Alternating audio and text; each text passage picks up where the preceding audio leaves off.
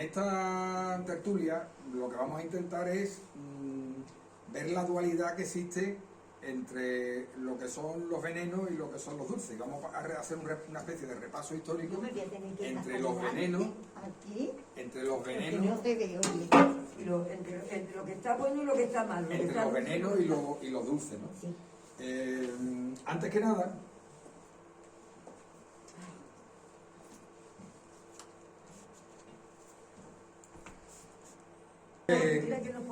que las circunstancias que nos están maltratando, porque yo creo que no salimos de una cuando nos metemos en otra, pues yo creo que a este hijo de la gran Putin tenían que haberle puesto un monumento, pero en Marte, porque la verdad que la situación es tan sumamente dramática que parece mentira que estemos en el 2022 y que de un día para otro un loco se haya vuelto ha engañado a todo el mundo, ha engañado a todo el mundo, y lo que nos queda y lo que nos queda por engañar, y lo que nos queda por engañar, ¿no? y lo que nos va a quedar. Bueno, la definición de veneno. Para la definición tanto de veneno como de dulce, pues me he ido a un libro que en mi casa se utiliza mucho, que es el diccionario de María Moliner.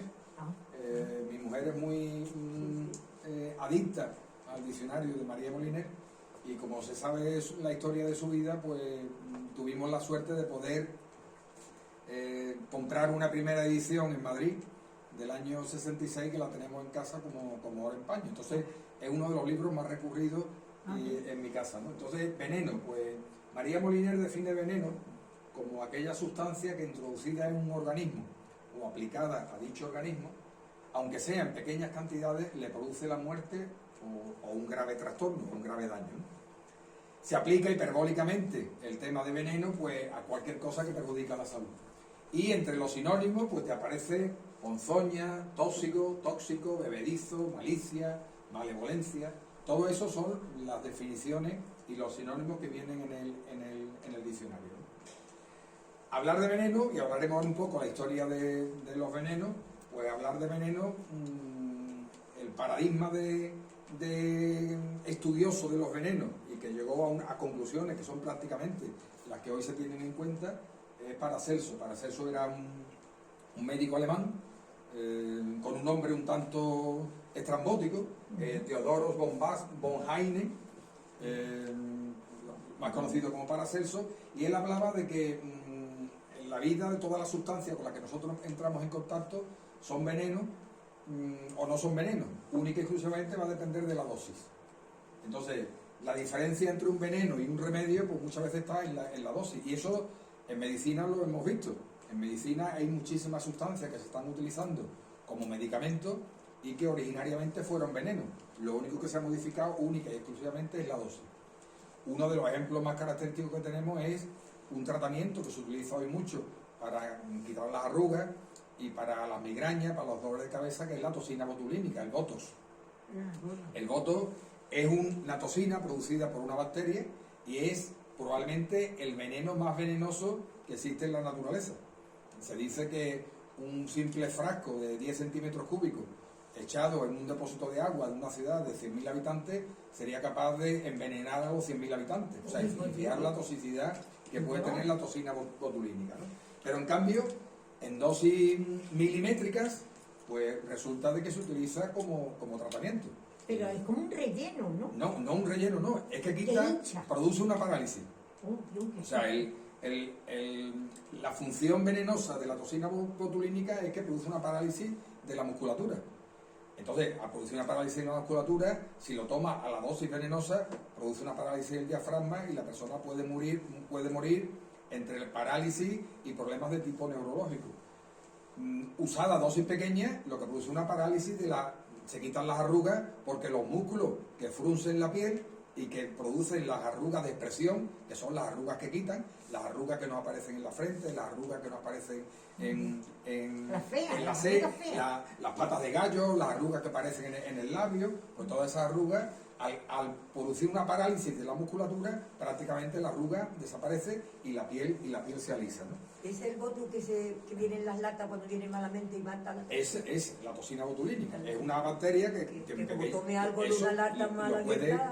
Una lata que la conserva no se haya conservado bien, valga la redundancia, lo que puede producir es toxina botulínica.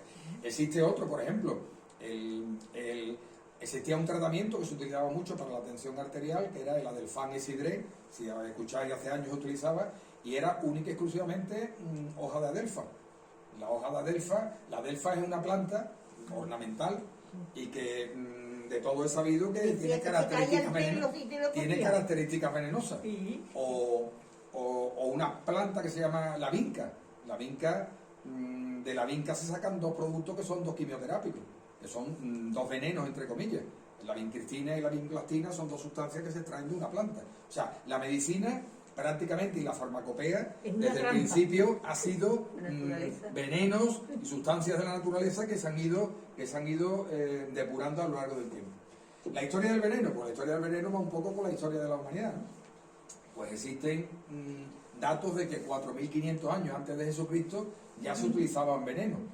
Se utilizaban venenos y lo utilizaba el hombre para intentar cazar, o sea, animales de gran envergadura. Pues si tú a un animal de gran envergadura le inyectabas mediante una flecha, mediante una lanza, una sustancia tóxica, esa sustancia tóxica lógicamente envenenaba y no hacía falta ni una gran fuerza para matar a ese animal, sino que única y exclusivamente quedaba envenenado ¿Y después cuánto se lo comía? Es que depende, como esté el veneno. O sea, una cosa es que el veneno entre en sangre y otra cosa es que paralice, que es lo que se utiliza, por ejemplo, el curare, el famoso curare que se utiliza por tribus de América del Sur, tribus del Amazonas. El curare ni más ni menos que lo que produce una parálisis. Entonces, el curare al animal se le inyecta mediante una lanza, mediante una cerbatana, se le inyecta el curare y el curare paraliza al animal. Al paralizarle, le paraliza el diafragma y el animal muere consciente, asfixiado. El animal, esa sustancia, si tú te comes ese animal no va a tener problemas de ningún tipo, porque no ha llegado a tu sangre. Lo que te estás comiendo es el animal que ha sufrido una especie de parálisis. Por lo tanto, el sentido original que tuvieron los venenos fue fundamentalmente como elemento para la caza. En la India, pues se hablaba efectivamente, empezaron ya a utilizarse los venenos con cierta intención asesina. Entonces ahí empezaron a aparecer los probadores de comida. Ya, cuando pues ya en la India, antes que los romanos, había a los grandes popes y a los grandes marajás de la India que temían por su vida y temían precisamente por eso, porque en un momento determinado alguien lo podría envenenar. Pues existían ya ¿Y los probadores no se morían? Hombre, si el probador se moría, automáticamente la comida... El problema es que el veneno fuera de larga duración en el tiempo, por lo tanto en ese caso no había forma de comprobar que el probador del alimento se había muerto a los 3 días, pues está claro, 3 días de ayuno tendría que estar el marajá.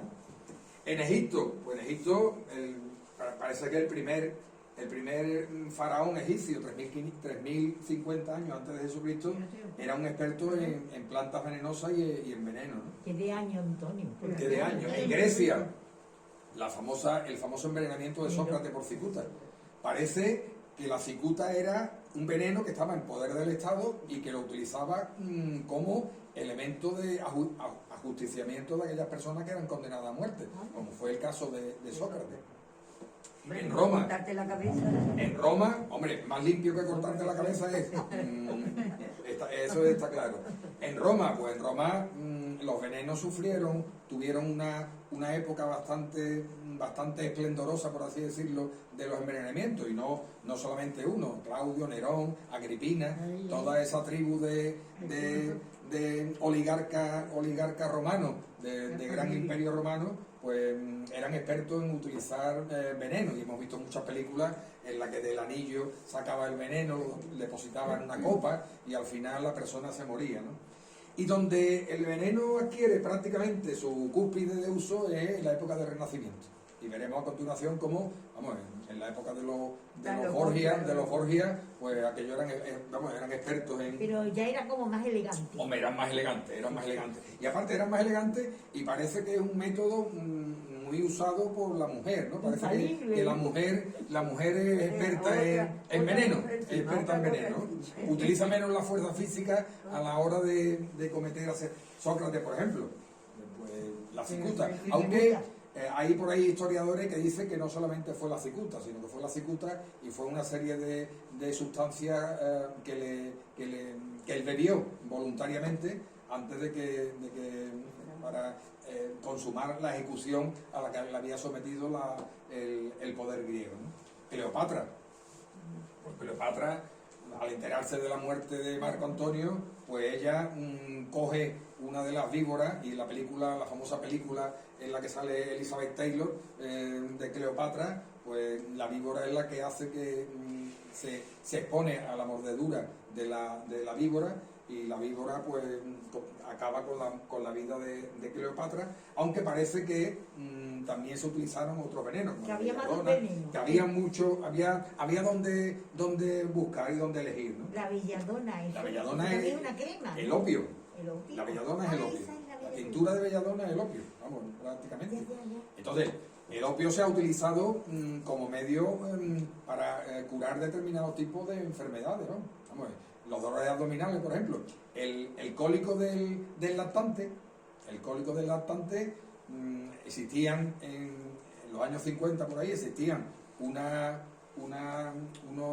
tinturas que se le echaba en el biberón, se le daba al niño y le quitaba el cólico. ¿Por qué? Porque la belladona, lo mismo que el opio, una de las cosas que produce es una especie como de parálisis intestinal. Por lo tanto, quita todos esos retortijones que suelen aparecer, produce un estreñimiento, lógicamente, pero quitan esos retortijones, que es la causa y el origen de los cólicos del lactante. En la época de Claudio, la famosa película de Yo Claudio, era un personaje que con su minusvalía, su tartamudez y su cojera, pues fue un poco denostado por la corte romana, ¿no? Y parece que fue envenenado con una seta, ¿no? De hecho, todos los años hay fallecidos por culpa del consumo de seta, ¿no? Alejandro VI, el Papa español, de la dinastía de los Borgia. Los Borgia, se habla de los Borgia, pero no son los Borgia, son los Borja. Lo que pasa es que el nombre, son papas, es una dinastía española, dinastía del Levante español. Entonces esa dinastía, el apellido y el nombre se italianiza y se dice Borgia, pero eran los Borja.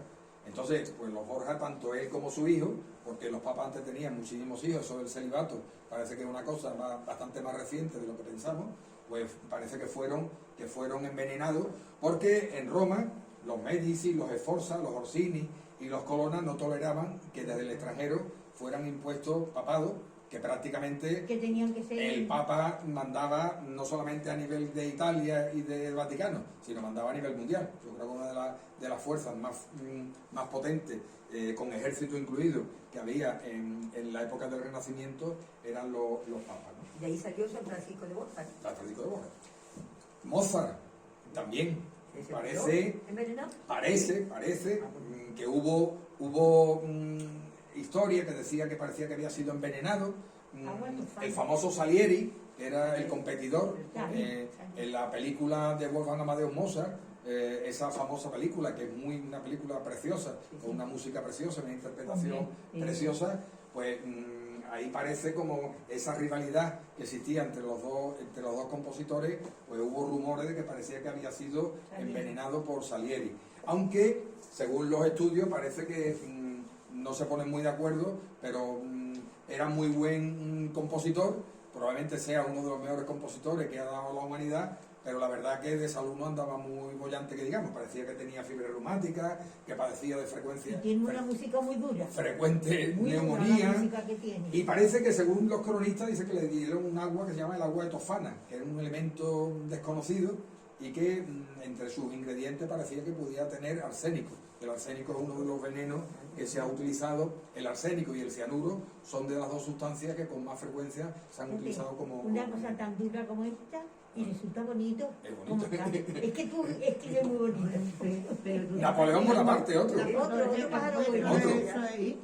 Parece que, según los últimos estudios, parece que no. Parece que que murió fue de un cáncer de estómago, ¿no? de cáncer de estómago. Pero había comentarios por ahí, porque por visto dicen que hicieron análisis del pelo, y el pelo, si hacemos una analítica del pelo, podemos ver que hay determinadas sustancias que se depositan en el pelo. Y dependiendo de lo largo que tengamos el pelo, así podemos hacer una historia toxicológica de la persona. O sea, el pelo que está en el extremo, pues una historia toxicológica de cuando ese pelo estaba naciendo. Por lo tanto, en un pelo se puede hacer una historia toxicológica de la persona mediante analítica, y parecía que podía haber el tema de arsénico en el pelo, pero parece ser que la comunidad científica y las personas, los que han hecho historia forense, llegan a la conclusión de que lo que murió fue de un cáncer de estómago. Hombre, gente que le faltara para matarlo, no faltaba. Nuestro Raputín, ahora que estamos, vamos, Sí. Raputín Es que era bueno, y Putin me parece que yo no sé. Es feo esto. Este monje, pues, vamos, todos conocemos un poco la historia suya, ¿no? Que no había forma de matarlo. Pues, por lo visto, los propios personajes, el príncipe Félix Yusupov, que era hijo del zar, pues estaban un poco asombrados con el poder que había adquirido este personaje siniestro de la Rusia de los zares con respecto a la influencia que tenía sobre el zar y sobre la zarina. Entonces, en estos casos, pues intentaron en un momento determinado quitárselo del medio.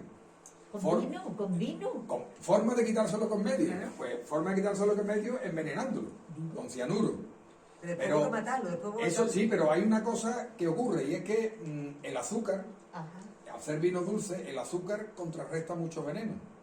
Entonces, le dieron veneno en vino dulce y el efecto nocivo que pudiera ser el cianuro como veneno era contrarrestado por el dulzor y por el azúcar que llevaba, o la glucosa que llevaba el vino. Por lo tanto, la dosis de veneno era mucho mayor la que tenían que darle, porque lógicamente estaba tomando una especie de antídoto, entre comillas, que era el vino dulce.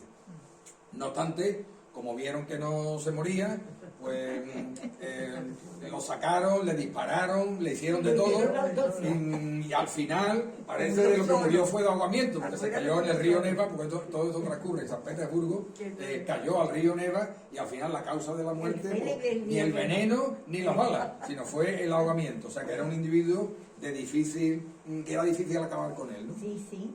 Una época que no estaba nevado, que no estaba congelado. Otro pájaro.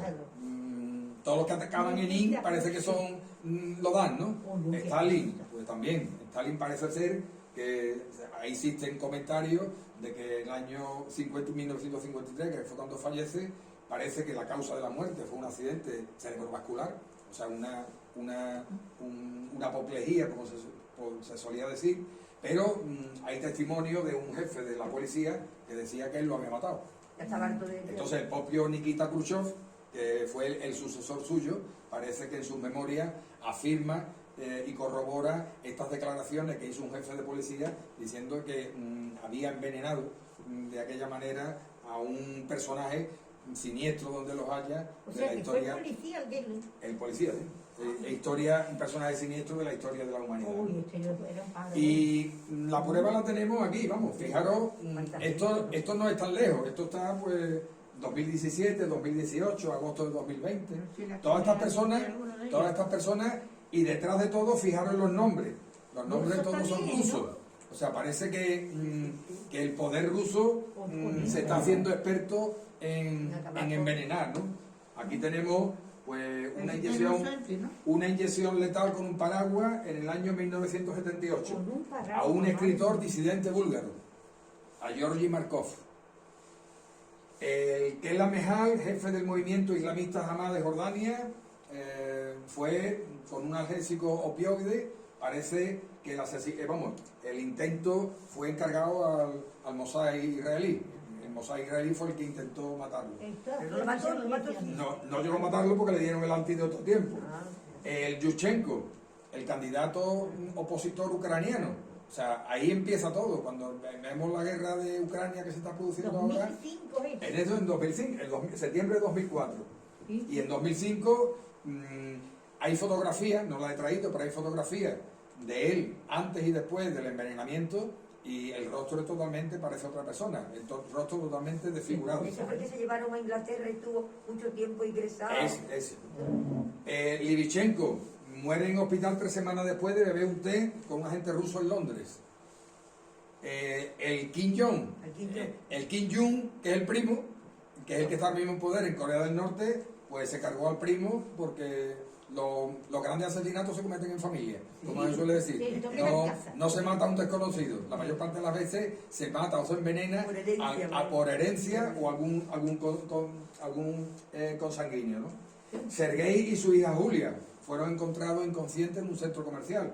Parece que fue con polonio. Este era un espía ruso, que era agente doble, era agente ruso y agente inglés, y fue envenenado tanto él como su hija. Sobreviven. Y el último ha sido el de Albany, agosto de 2020, en plena época en la que estábamos ya con el tema de la pandemia. Este opositor al Kremlin lo envenenan, lo trasladan a Alemania y en Alemania confirman científicamente de que ha sido envenenado, pero lo extraditan de nuevo a Rusia y está allí en Rusia. Pero está impreso, está encarcelado en... Pero en forma inducida. Vamos, como veis, detrás de todo esto siempre está la maldad humana, ¿no? ¿Y qué sabor tienen los venenos? Pues como estamos hablando de veneno, pues vamos a ver qué sabor tienen los venenos. Los investigadores de la historia evolutiva parece que todos los venenos, para que la sustancia tenga un cierto rechazo con la persona que lo toma, pues tienen un sabor amargo para que sean rechazados. Y la prueba la tenemos muchas veces en los medicamentos.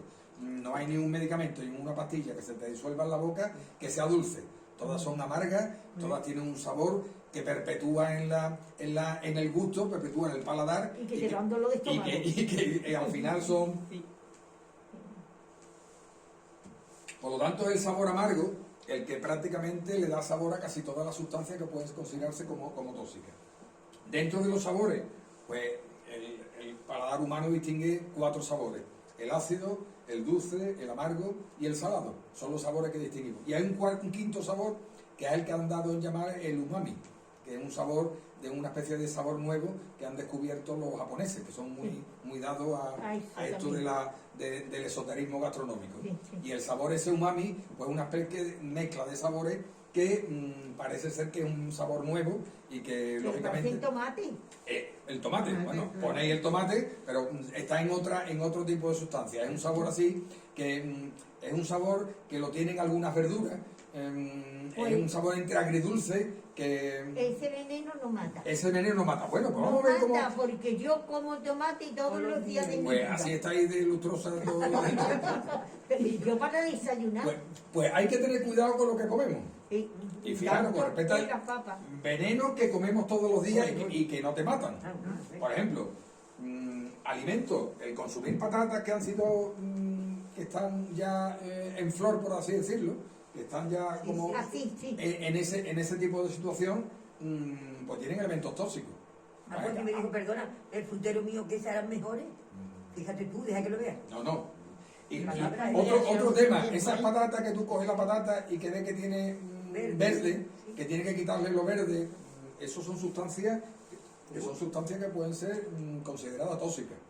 Hombre, consumirlo no te va a pasar nada porque la dosis que tendrías que tomar de esa sustancia es muy elevada, que es lo que decíamos al principio. Pero eso es como un abono que trae. No, eso no es abono, eso es la raíz. Cuando lleva mucho tiempo le sale... Eso no es abono. La patata tiene por ejemplo, las espinacas, las patatas, las cerezas, tienen sustancias que pueden ser peligrosas. El cianuro, por ejemplo, la almendra amarga, el sabor de la almendra amarga es el sabor del cianuro. El cianuro tiene... una persona envenenada por cianuro, el aliento le huele a almendras amargas. Entonces, esa sustancia, pues lógicamente lo que hace es producir veneno. La pepita de las manzanas, la pepita de las peras, tú te comes una pepita de una manzana y o una pepita de una pera y sabe como almendra amarga. Si lo habéis probado alguna vez y no le habéis quitado, pues esa almendra amarga tiene una pequeña Yo si cantidad, la puedo escupir en el pequeña cantidad de cianuro. Hace unos años, digo hace bastantes años,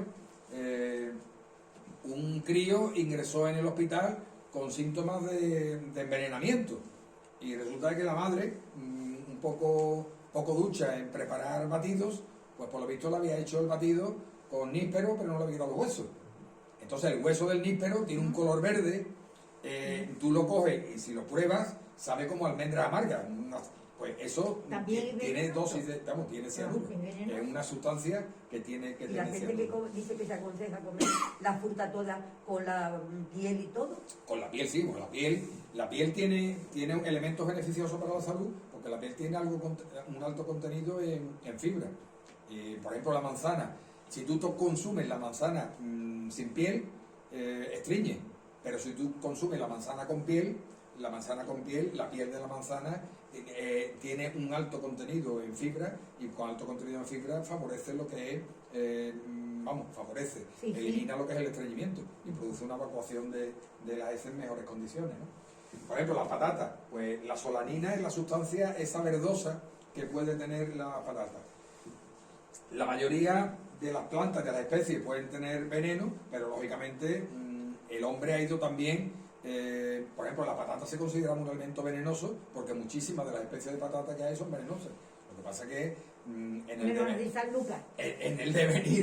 el devenir de la patata, por ejemplo, es un alimento que exportamos de América, porque eso viene de América, originariamente es América, lo mismo que el tomate también es de América, pero no se introdujo en Europa hasta muy bien entrado el siglo XVII, hasta que no hubo hambrunas. No dice que la trajo con lo que se le daba a los animales, ¿no? Eso, la patata y el tomate. Donde más patatas hay, donde existen muchísimas patatas, en los Andes, en Perú, por lo visto hay censadas 300 o 400 especies de patatas totalmente diferentes, desde patatas pequeñas, patatas grandes, patatas agrias, patatas de muchos tipos, ¿no?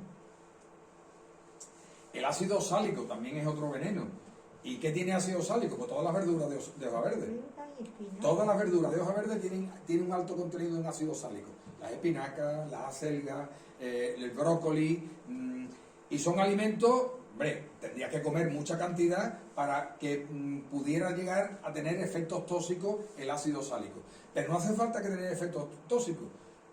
Si alguien padece de piedra en el riñón y piedra de oxalato cálcico, una de las cosas que se le prohíben, entre comillas, es consumir hojas de acelga, de espinaca, de brócoli. El ácido oxálico tiene una capacidad, y es que tiene una capacidad de una gran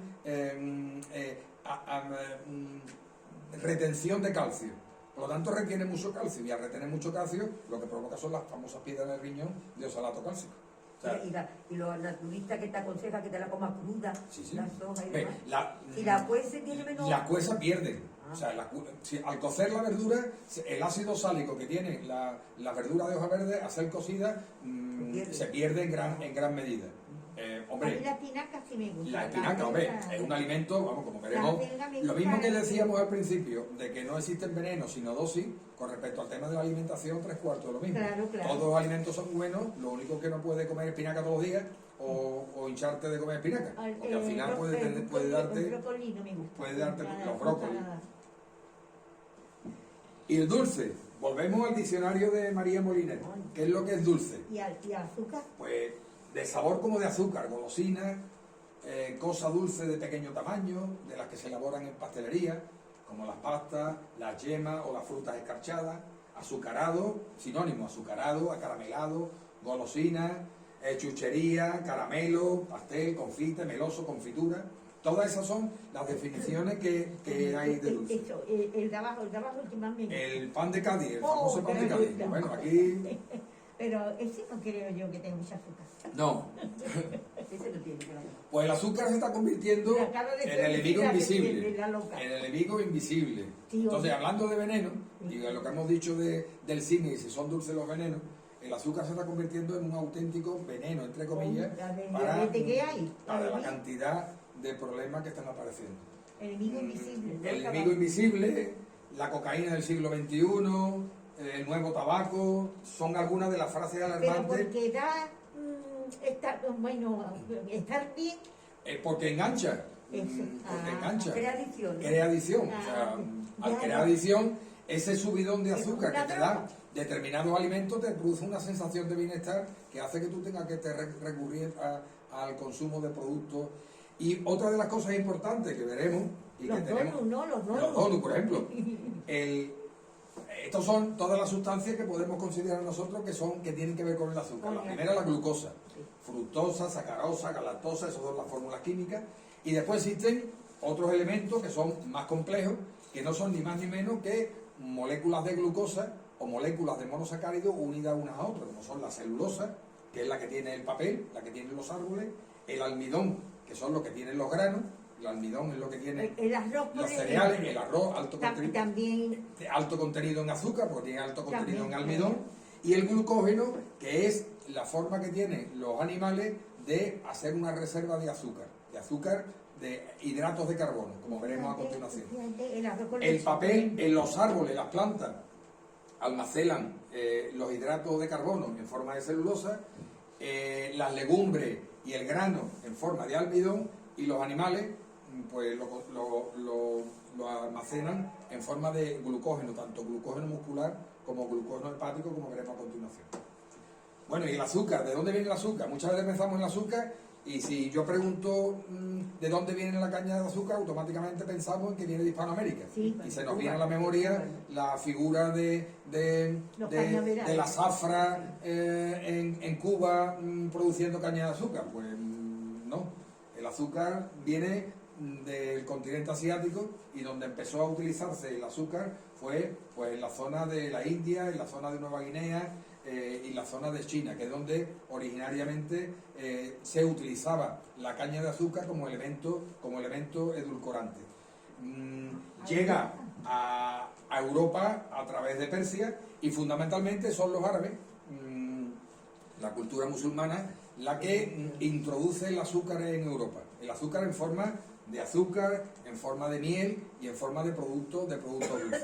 La pastelería... ¿Y los pestiños? Y los pestiños. Los pestiños es una cosa que tiene que ver fundamentalmente con la cultura árabe. Sí. Los pestiños, la miel, los alfajores, la almendra, la miel, el azúcar y el huevo son elementos de la repostería Las torrijas. que le tenemos que agradecer, a la cultura árabe, ¿no?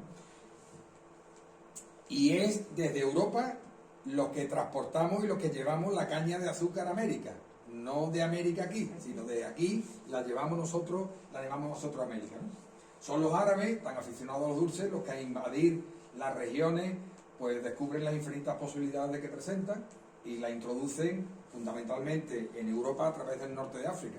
Andalucía, pues probablemente con todo el al-ándalus, pues tuvo mucho que ver con la introducción del azúcar en la Europa, porque prácticamente antes pues los alimentos se consumían tal como eran y no llevaban ese elemento de edulcoramiento, y la pastelería no era ni mucho menos tan refinada como la que teníamos aquí en el Al-Ándalus en el resto de Europa, ¿no? Ocurre lo mismo que con el chocolate.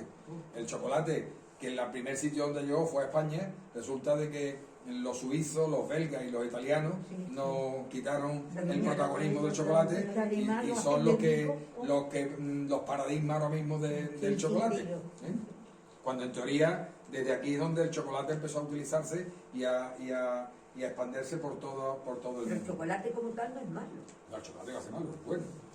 Hasta la Edad Media llega el azúcar a España, donde se implanta como una especie alimenticia y se usaba para perfumar platos.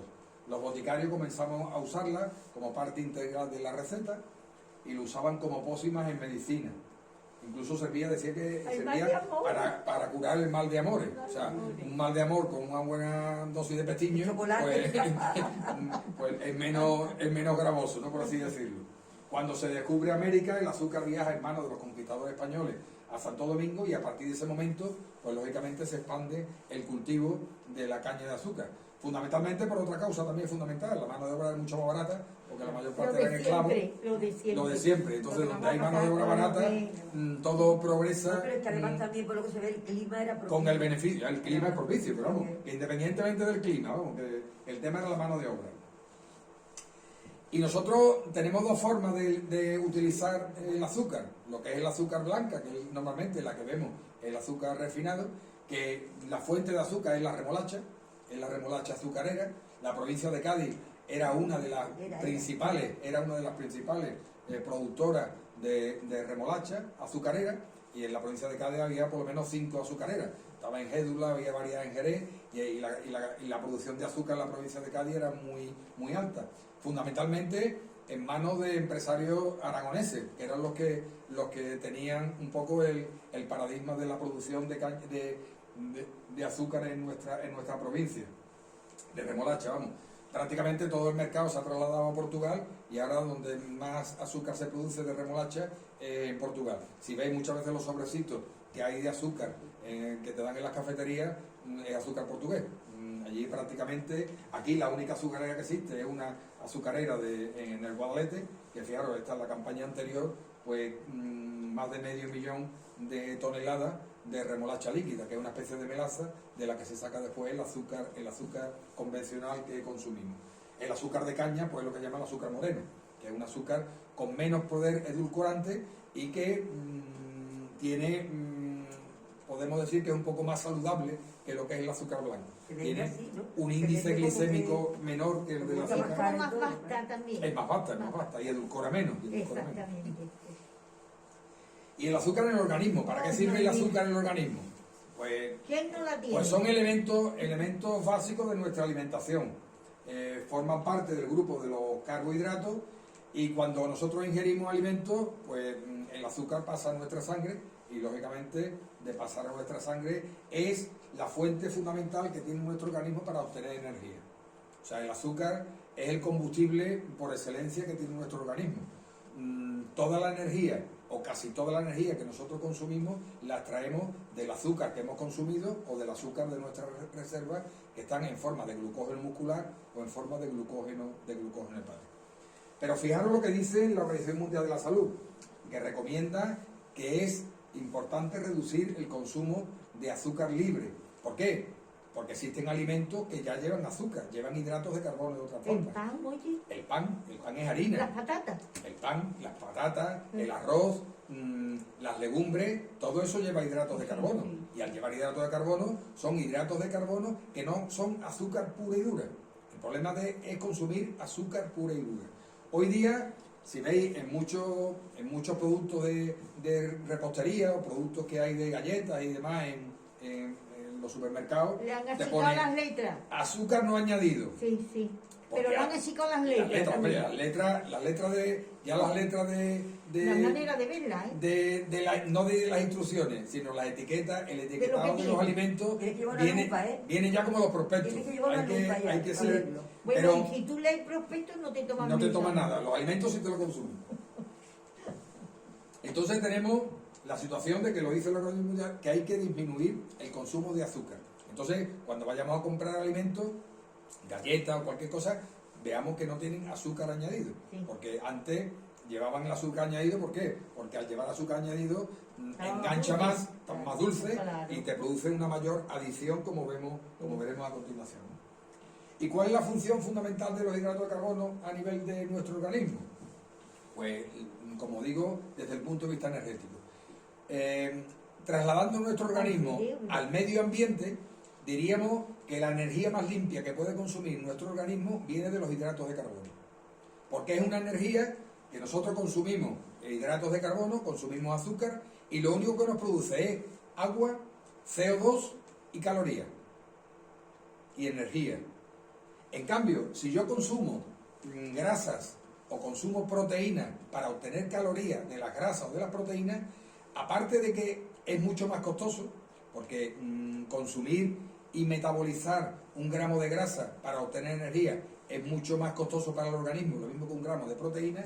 Si yo consumo grasa, se producen sustancias tóxicas para nuestro organismo que tienen que eliminar, como son los cuerpos cetónicos que se llaman.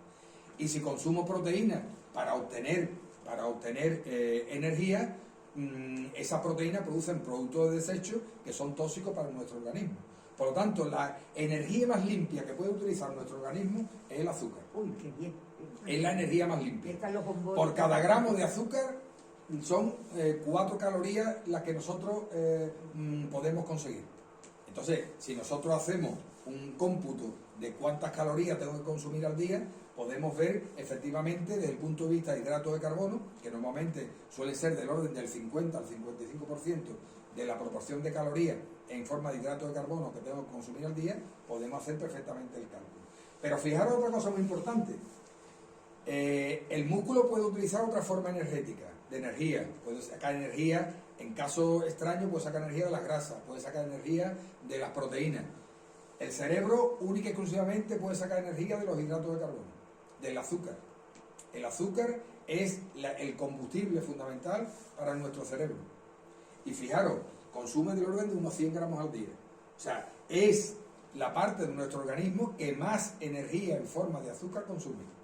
Por eso muchas veces cuando se dice hay que tomar alimentos a los estudiantes, claro, chocolate, alimentos ricos en azúcar. ¿Por qué? Porque el cerebro consume mucha, y sobre todo si el cerebro está en continuo funcionamiento desde el punto de vista de capacidad cognitiva y en funcionamiento de aprendizaje. ¿No le sirve entonces la que absorbe de los alimentos, no? Sí, pero además lo transforma en azúcar, o sea, es el azúcar. Por ejemplo, cuando una persona tiene una hipoglucemia, cuando una persona es diabético, una de las cosas, aparte de ponerse muy malito, pierde el conocimiento. Las neuronas dejan de tener energía para consumir, y lo primero que hace la persona es perder el conocimiento y entrar en lo que se llama un coma hipoglucémico, ¿no? Por lo tanto, tener en cuenta que muchas veces dietas que huyan de consumo de azúcar, pues tampoco son tan buenas como en un principio se podía plantear, porque la fuente energética fundamental y única que tienen las neuronas de nuestro cerebro es en forma de azúcar, que es de donde tiene la energía, ¿no? Y esa energía se obtiene fundamentalmente a base de lo que se llama el ATP, que es la moneda, por así decirlo, de intercambio energético que tiene nuestro organismo. ¿Y los azúcares cómo son? Pues son azúcares simples, que son los que están compuestos por una única molécula, como puede ser la glucosa, la fructosa, y azúcares que son ya más complejos, que son la unión de 2 moléculas. Por ejemplo, ahí tiene la sacarosa, es la unión de una molécula que es la glucosa con la fructosa. Cuanto más complejo es un azúcar, menos capacidad de utilizarlo de manera inmediata tenemos. Si yo tengo una molécula de glucosa, la puedo usar de manera energética inmediatamente. Si yo tengo una molécula de sacarosa, tengo que romper ese enlace que existe entre la glucosa y la fructosa para poder obtener energía.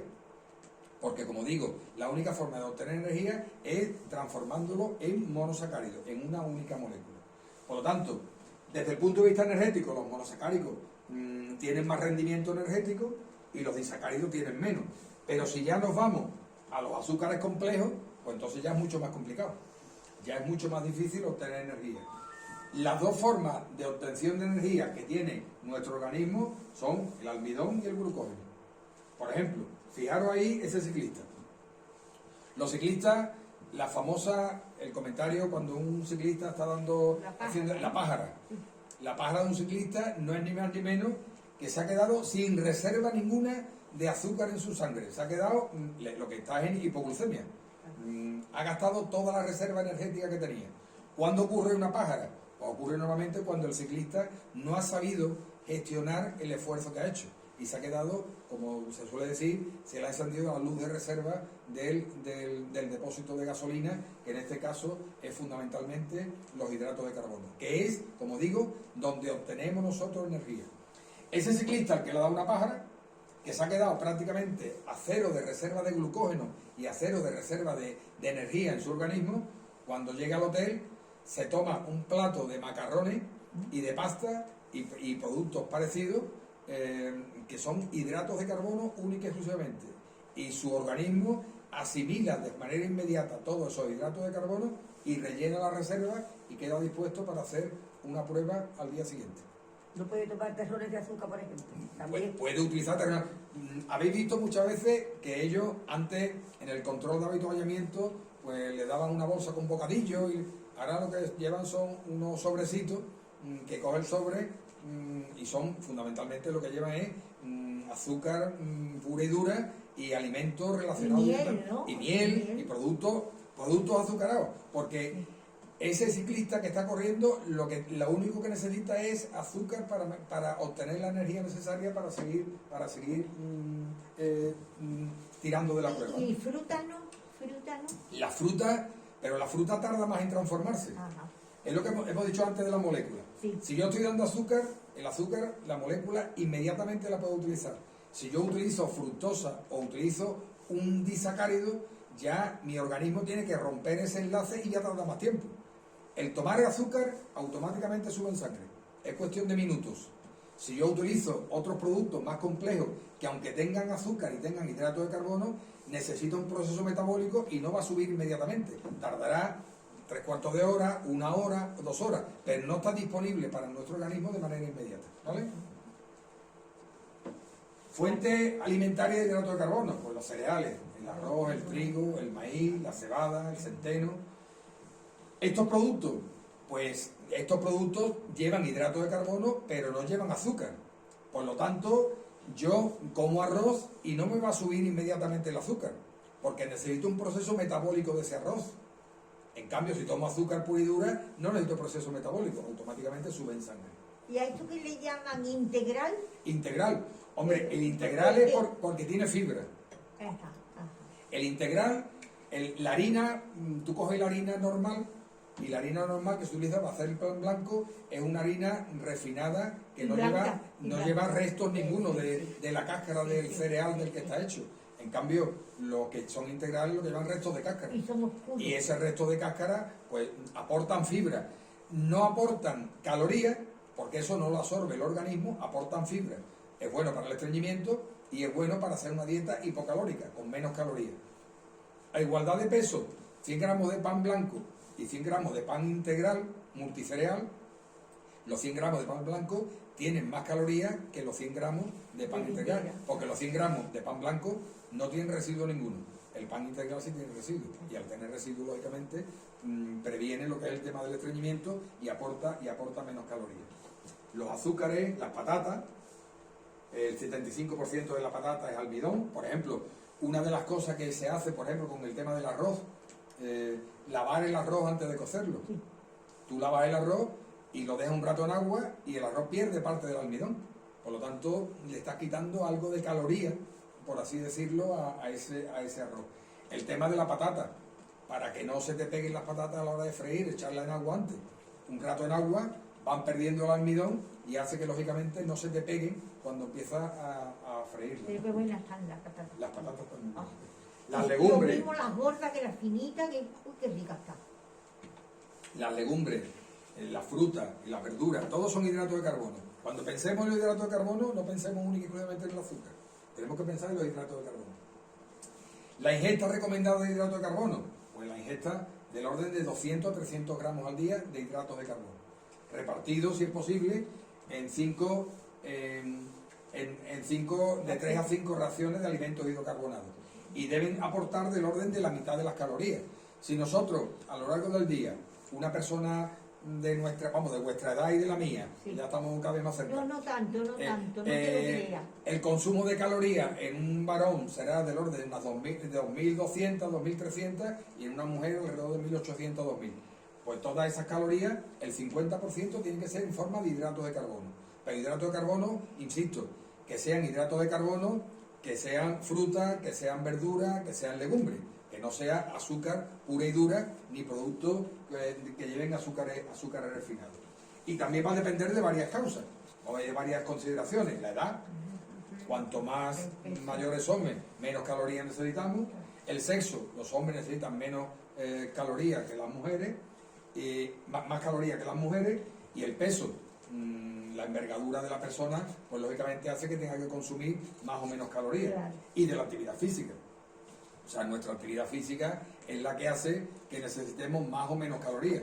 Personas sedentarias, pues pocas calorías. Si la persona hace ejercicio físico, pues necesitará lógicamente más calorías de consumo diario. ¿Y cuáles son los valores? Bueno, pues la glucemia alcanza su máximo valor si se puede valorar la cantidad de hidratos de carbono se ha ingerido de una manera adecuada. por ejemplo, a la hora o hora y media de haber realizado la ingesta, es cuando mayor son las cifras de glucemia en sangre.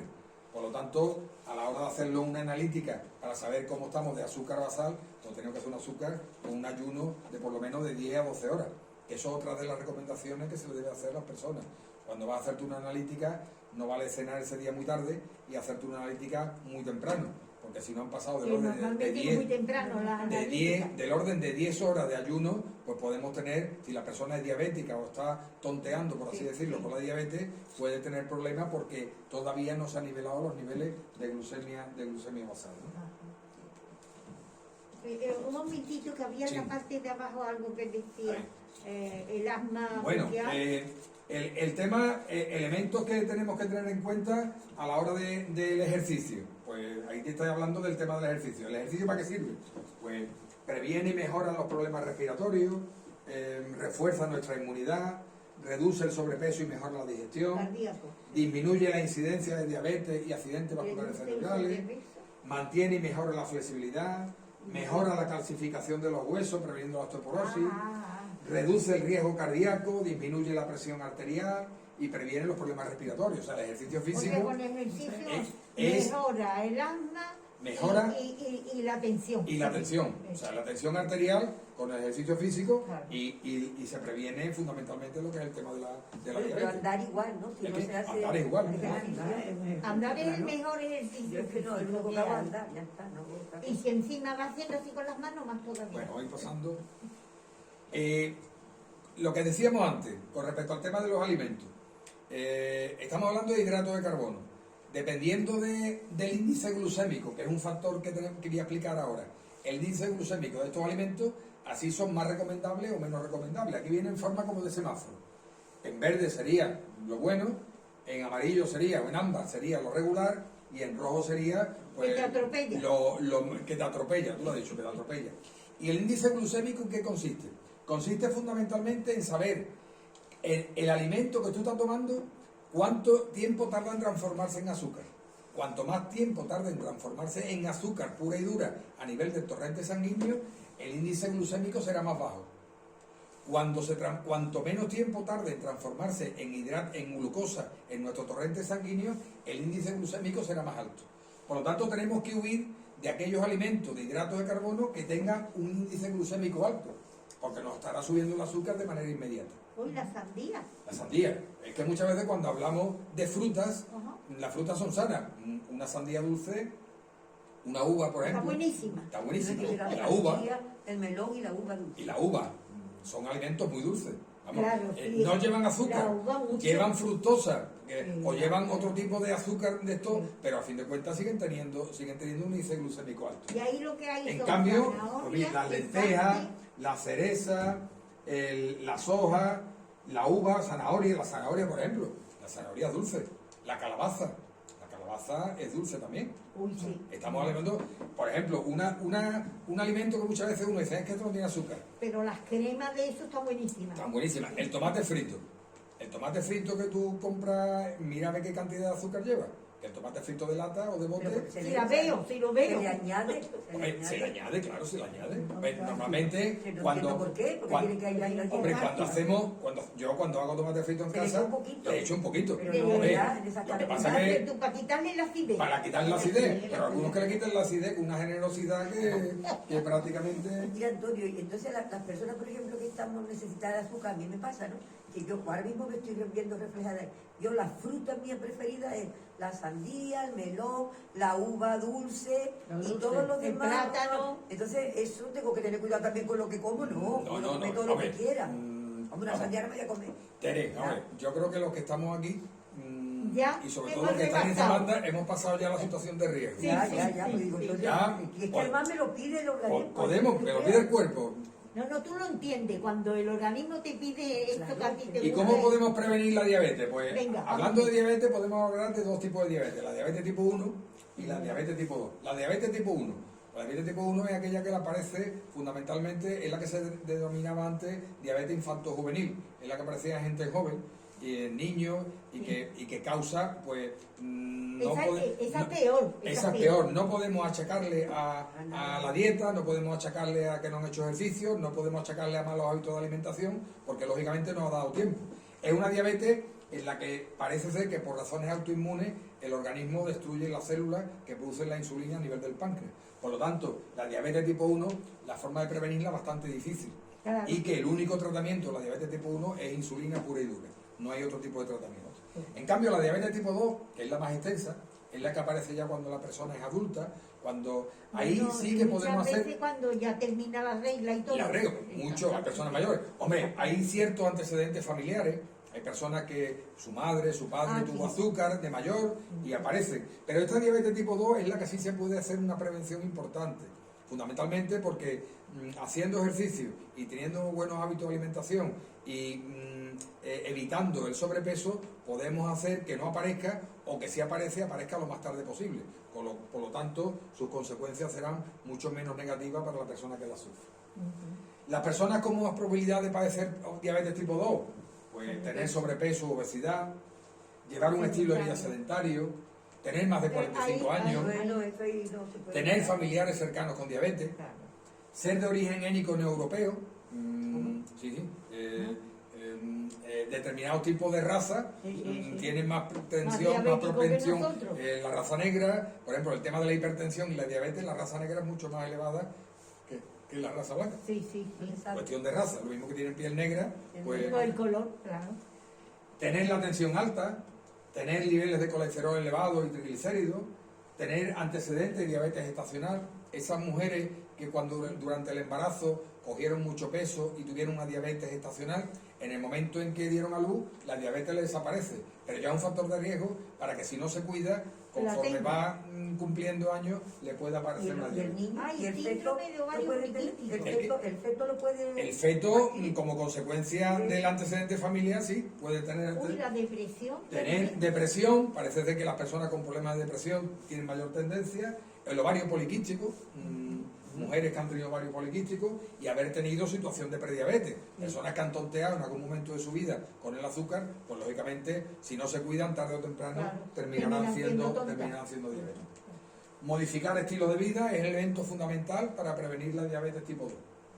Y los consejos, pues comer frutas y verduras en cada comida, equilibrar las fuentes de proteína que consumimos, evitar el consumo excesivo de grasas saturadas y de las grasas trans, que son esas grasas que cada vez vienen menos en los productos, pero que antes se utilizaban mucho, son ácidos grasos que han sido transformados para darle mayor sabor y mayor realce a los alimentos. Y que dure más, ¿no? Y que duren más. Por ejemplo, los ácidos grasos trans, la margarina es un aceite. La forma de hacer la margarina que sea sólida, o por lo menos que sea que sea cremosa, transgenizar lo que es el tema de los ácidos grasos. Con lo cual esos ácidos grasos trans lo que hacen es darle una cierta solidez, entre comillas, a una grasa que en principio es una grasa líquida. Reducir el consumo de hidratos de carbono, eliminar el tabaco y el alcohol, evitar el sedentarismo. La Organización Mundial de la Salud recomienda un mínimo de 30 minutos de ejercicio al día de intensidad moderada o baja, dependiendo de la edad. Con caminar del orden de 30 minutos a una hora todos los días, a un ritmo así que te permita el cuerpo. ¿El qué? Teresa es ahí el número 1. Ahí Teresa no para. Y después otra cosa muy importante, pues realizarnos controles periódicos de salud. A partir de una determinada edad es conveniente que nosotros nos hagamos analítica periódica una vez al año, una analítica de sangre para ver si efectivamente podemos tener algún problema. Y con muchas gracias y por favor, volvemos cuidado, al punto de cuidado, origen cuidado. para que en un momento determinado Con podamos... Muy bien, Que Antonio. esto acabe cuando muy sea. bien, muy bonito. Muchísimas gracias Que a somos vosotros. pocas pero muy a entregadas. vosotras. Somos pocas pero muy entregadas. Y además lo cuenta de una manera que no pone tragedia. Pone tragedia. Ya bastante con llegar hasta aquí. Antonio.